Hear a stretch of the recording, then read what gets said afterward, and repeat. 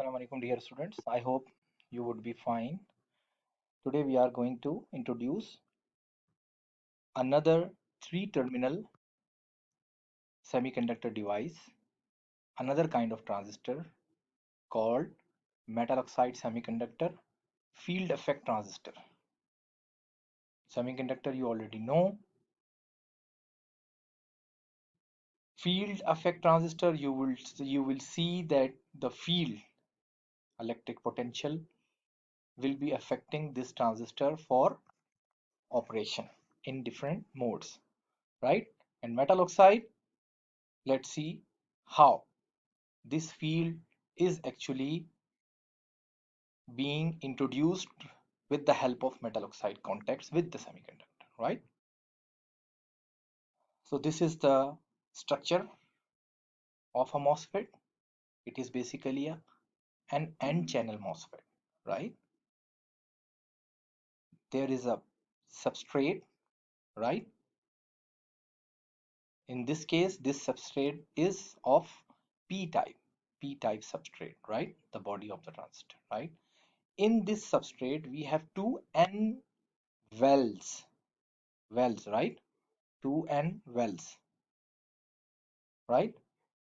And here you can see no conduction channel between this n type and this n type, right? So let me introduce you this. The whole body or p-type substrate is called the body and its terminal. This is the metal contact with the semiconductor and wire is out to be connected, right? So this is the body connection, right? And these two heavily biased n type semiconductors and wells are having connection with a metal contact and this connection out to be used, metal contact and connection out to be used, right? So one of them is called source, one of this well is called drain, right? And because these two are biased in the same way, so we can use drain and source alternatively. We can call this as drain and this as source until and unless we have made some other changes to fix one thing as source, right? And here is one more thing, that between these wells, right, on the body we have made another metal contact and a connection, but this time this metal contact is not directly in contact with the p-type substrate. It is basically an insulated connection between them. There is a insulated connection. This is the oxide layer, right? So metal oxide semiconductor, and if you apply a field here, voltage here, so then this electric field will do something here, field effect transistor. Okay, so this is the full structure. Here you can see this is the width of the MOSFET. And what about the length? This is not the length. Length is between these two n types, source and drains. This is the channel length. Basically, current will flow from source to drain in n type, n channel MOSFET, from source to drain, right? How? We will see. So if we see only, if you want to see only this view, this side, then you can see here. So later on we will follow this diagram until and unless we introduce the schematic diagram, right? So you can see this is the channel length, this is the channel. Basically when the channel is formed, this there will be a current between source and drain, and channel will be formed with the help of gate, right? So oxide, silicon oxide having thickness this, we don't need to worry about these parameters. We will study as per our BS level, right?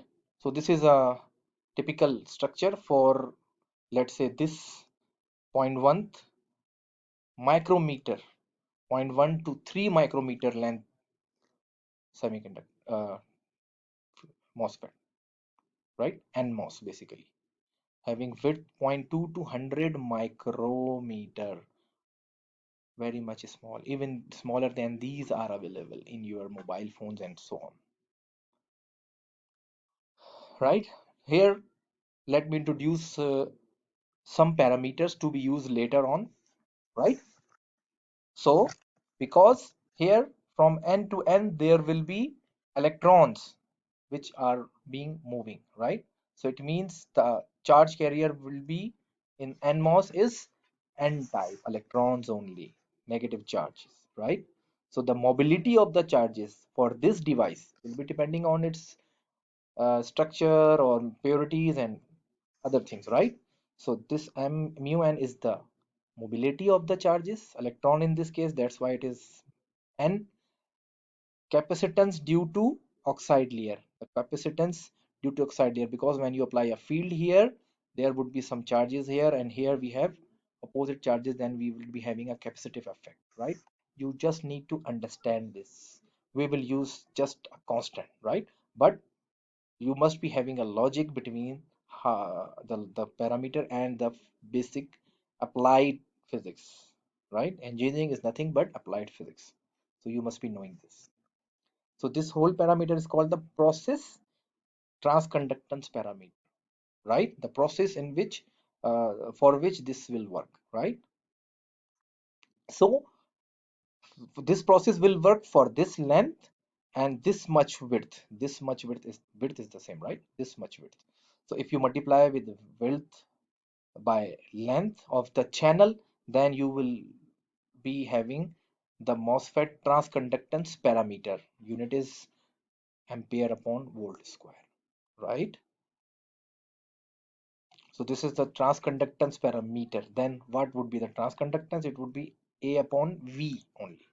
So transconductance is nothing but this parameter, transconductance parameter multiplied by overdrive voltage. What is this?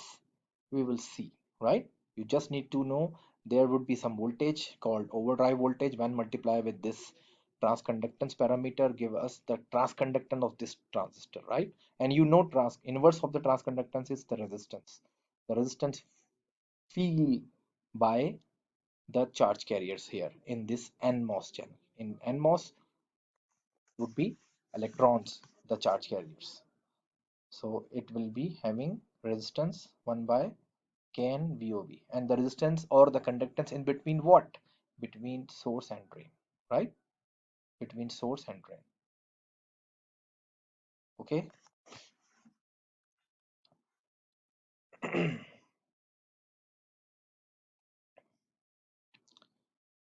So let's analyze it.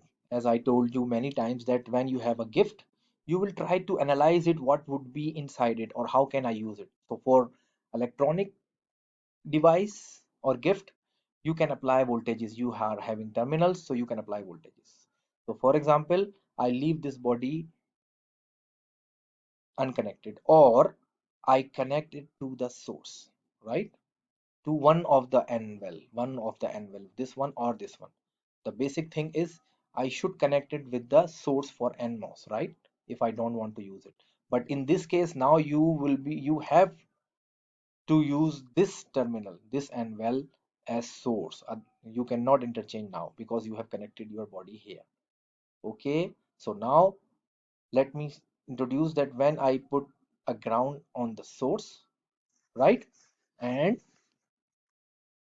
another ground on the there's a mistake, it will be having a ground here, no voltage supply, right? So there will be no current for the first case, right? For which these graphs are drawn. So I have applied some gate potential, positive terminal. You can see positive terminal is at the gate, right? So this positive voltage here, right, will repel the holes on this p-type substrate, right? So but at this time, for example, we are having VGS small, then we, for example, increase it and see is there any drain current, right, or not.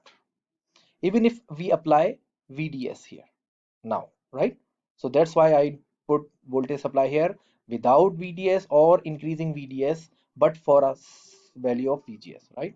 So I increase VGS slowly and VDS slowly. There is no current, right? But when a threshold occur at the VGS, it means when you have applied VGS greater than a particular value, then you are expecting a current ID. But of course, if you applied a VDS, right? Otherwise, even if you are applying VDS, if VGS is less than or equal to this VT threshold voltage for this device, this will be different for different devices, right? You would be provided with this, right? So there will be no current. But if you apply VGS to a particular threshold value of that transistor given to you, then you can expect a current ID if you apply a VDS, drain to source. If you apply, then current will be flowing. Why? Because when you apply a particular level of voltages at the gate or more than that, not less than that threshold, then the number of positive charges at the gate. For NMOS case, it would be positive charges, right? And in the P-type substrate, you are having holes. Then that holes will repel by these positive charges due to this positive VGS, right? And that repelled charges go down and this region will be depleted of P-type holes, right? So it means there would be no P-types hole here. So it means absence of P-type holes will be having a channel, N channel between these two N-type semiconductors. So it means a channel is formed for a particular value of VGS, and now if you apply VDS, then the current will flow. I told you the current would be from source to drain. Then why we are expecting a current from drain to source, and you will see the current will be from drain to source because this is an N-type material. Source, for example, emitter in BJT, N-type BJT, NPN transistor, the current, electronic current flow from emitter to collector, but the conventional current for which you actually provide the direction is the conventional current, right? So conventional current would be from drain to source. Okay, so now how much greater? If VGS is greater than VT, then how much greater it is? It should be greater than that, but it will depend how much current you want. You have to apply VGS more than for that.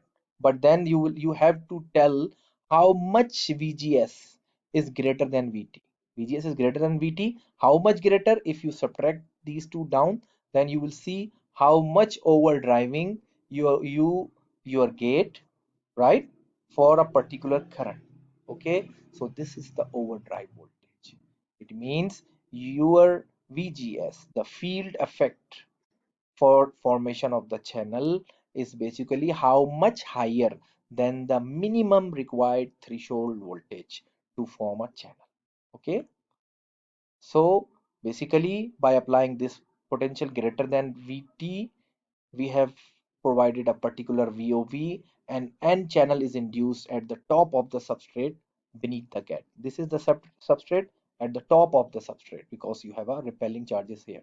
So an N depleted of P, basically N channel is formed between these two things.